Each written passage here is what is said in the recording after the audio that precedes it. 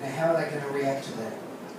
Yeah, it's worth saying that currently there are about 1.5 million people living in slums in Bangkok. That's a significant number of people, and that's in Australia to the size of Adelaide. So it's a significant number of people, and there are more and more people coming each day. If Thailand has the kind of urbanisation that somewhere like the Philippines, somewhere like Malaysia, someone like Indonesia, we're probably going to double Bangkok's numbers over the next 20 years. And I don't think Bangkok is prepared for another 10 million people. And so, where are they going to go? The affordable housing, all these kind of issues are incredible, and including things like where does water go? I mean, if we're having trouble now with the size we're at, double the numbers of people, and suddenly where does all that water go? Where does the waste go? Yeah, these are very, very serious issues for a place like Bangkok. Really, sitting where there is global warming and other issues are going to affect us as well. We're a low-lying land. There are significant water rises from the south in terms of sea levels. Yeah, we're in Bangkok. I mean, it's hard to know how these things are going to play out. Yes. But there are incredible things. The kind of things we saw last November could become a regular event in Bangkok with more people living in this area. Indeed, indeed. Rod, when you were living in the Klong Toi slum, the area you were in was a pretty rough one. How long did you have there? Can you tell us a little bit about what it was like to be in that sector of the slum? I started off where Ash and Ange were, in a place called Jetsit Rai, someone you might have heard, a notorious drug area, and after some run-ins with some mafia guys, we moved just outside the slum, and then after a little while later, once some of my neighbours were more established, we moved into another area that was actually on top of the slum. And so I guess it was an area that had been basically bulldozed with a fire that happened about 10 years previously. And so most of the dwellings are sort of single-storey, corrugated iron, wooden. Some of our neighbours were homeless, would sleep out in the elements, and of course the inevitable happens that they die. Other neighbours were motorcycle taxi drivers who would do the best that they could to try and hold down a job at one of the wing motorcycle stands around Bangkok.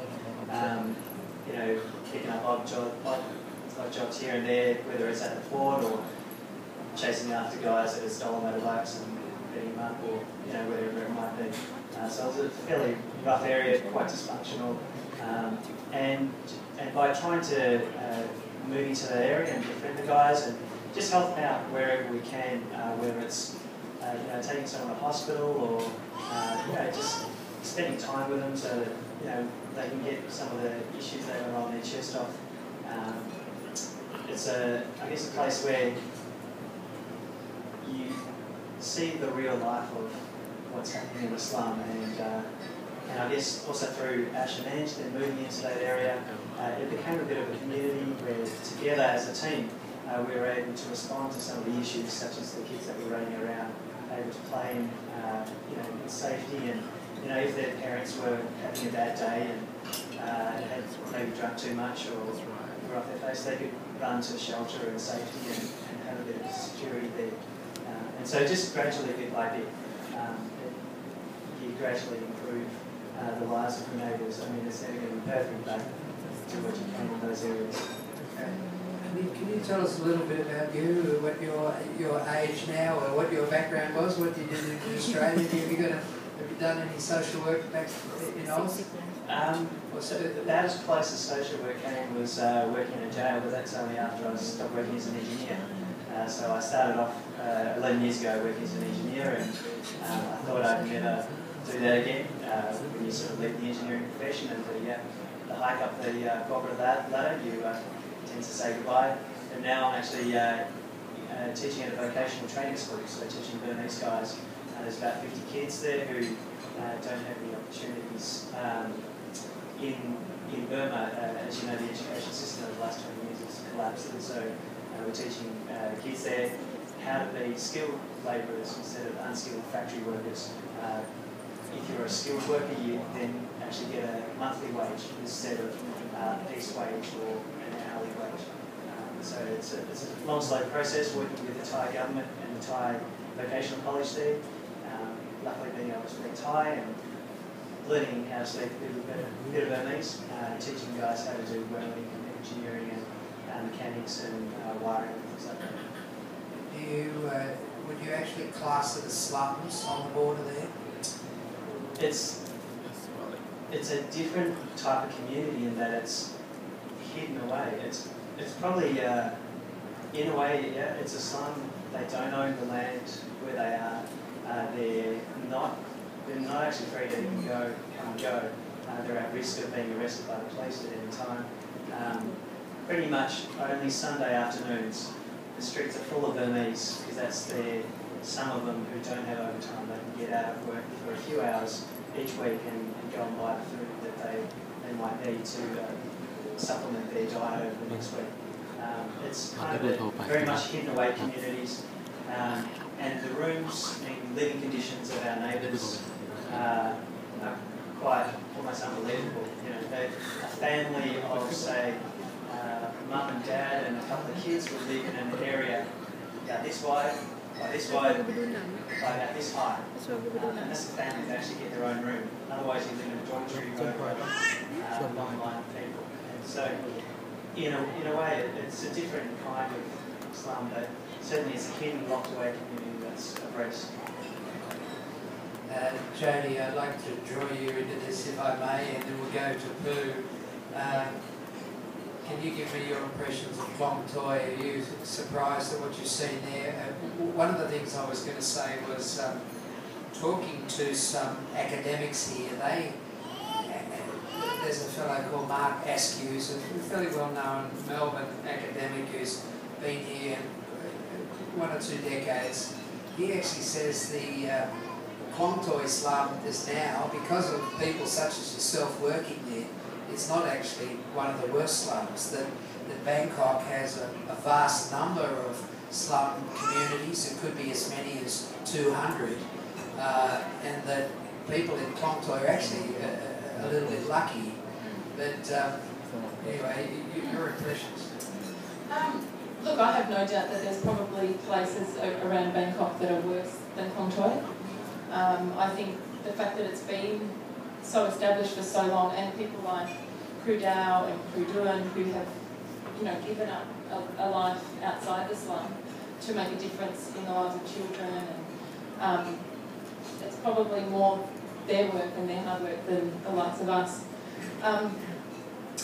I think for me, to say that the people in Klong Toi aren't worse off would be to ignore the many faces that I see every day who live without a home. Like where I live actually underneath the freeway, which often locals joke about, Rongao, they have 2 seasons, they just have hot and cold, and because we don't get the rain, it's underneath the freeway. But in reality, it provides shelter for many homeless people. So if I just walk on my way, a 5-minute walk from my home to where we've set up the second-hand shop, I would pass dozens of homeless people. There is abuse rife throughout the slum.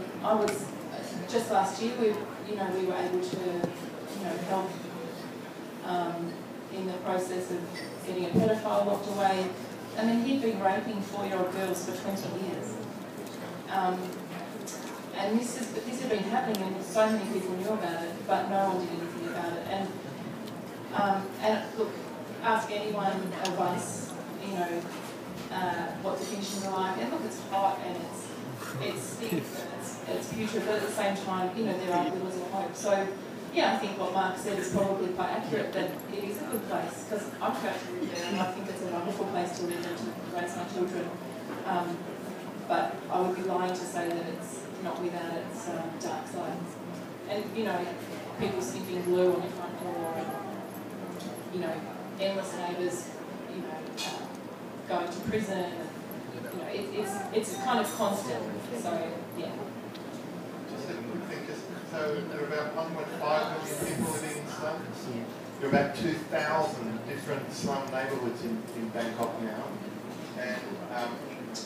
And the urbanisation figures I gave before, just the exact figures, is Thailand's urbanisation is currently 32%. It's expected to go up to 40% by 2025, and Bangkok's metropolitan area is expected to grow to over 30 million. Okay, by what period? By 2025. Okay, so 30 million. In the Bangkok metropolitan area. So it's currently about 17.5 million in the Bangkok metropolitan area. It's expected to go up to over 30 million by 2025. I'm going to get Carter, if I may. We're just going to ask a question to Pooh, if we can.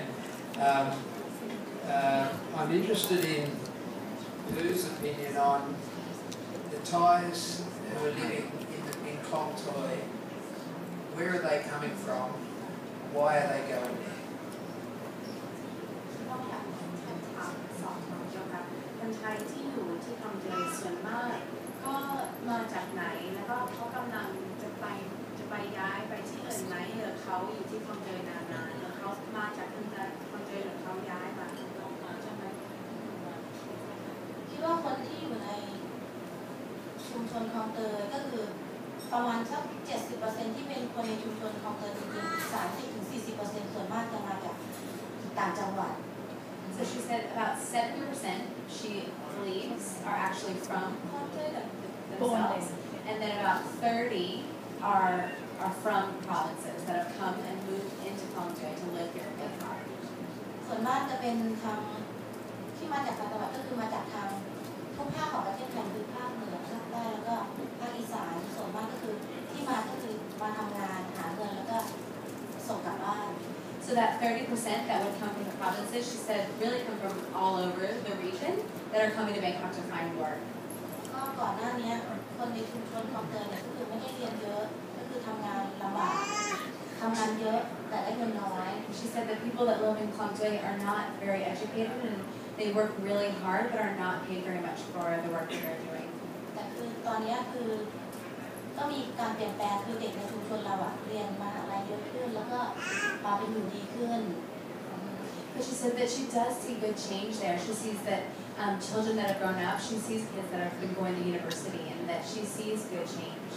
ก็จะมีแค่เปอร์เซ็นต์แค่สัก 2-3% ที่ทำงานแล้วได้เงินเยอะแล้วก็คือออกอยู่ข้างนอกอยู่ที่บ้านข้างนอกอยู่ไม่เยอะ She said, but really, probably only 2 or 3% are people that have grown up in Klong Toi and then gone to the level of being able to get a job enough for them to move out and to change, like to move out of Klong Toi and go somewhere else. คิดว่าอีกประมาณ 95% ก็ยังอยู่ในชุมชนคลองเตย She said, really, 95% live forever in that place. แต่ตอนนี้ก็ทุกคนเหมือนมีหน่วยงานหลายๆหน่วยงานที่เข้ามาอยู่ในชุมชนคือเป็นคนยุโรปหลายๆประเทศทำให้เด็กแล้วก็คนในชุมชนมีงานที่ดีมากขึ้น She said, right now there are a lot of different organizations that have moved into Klong Toi and that are working in Klong Toi that have really brought good change to the neighborhood. อาจจะไม่ทั้งหมดแต่คิดว่าน่าจะดีขึ้นเรื่อยๆ She said, and not totally, but she does see good change that is coming and sustainably coming. Very much. You've got the footballers up there. Do you want to? That's a good story. Ash, can you tell us that? Yeah, so Klong Toi FC, we have under 8s, 10s, 12s, 14s, 16s and opens. They've been playing football informally for quite a few years, but really the last few years we've got coaches being coached and they've been incredible. We've been playing in the Bangkok Youth League, which is the elite league in Bangkok, playing against other football academies, and last season under 16 won it. And we win all kinds of tournaments as well. So yeah, it's The joy for me is that there's joy in playing football in its own right. I mean, get a whole lot of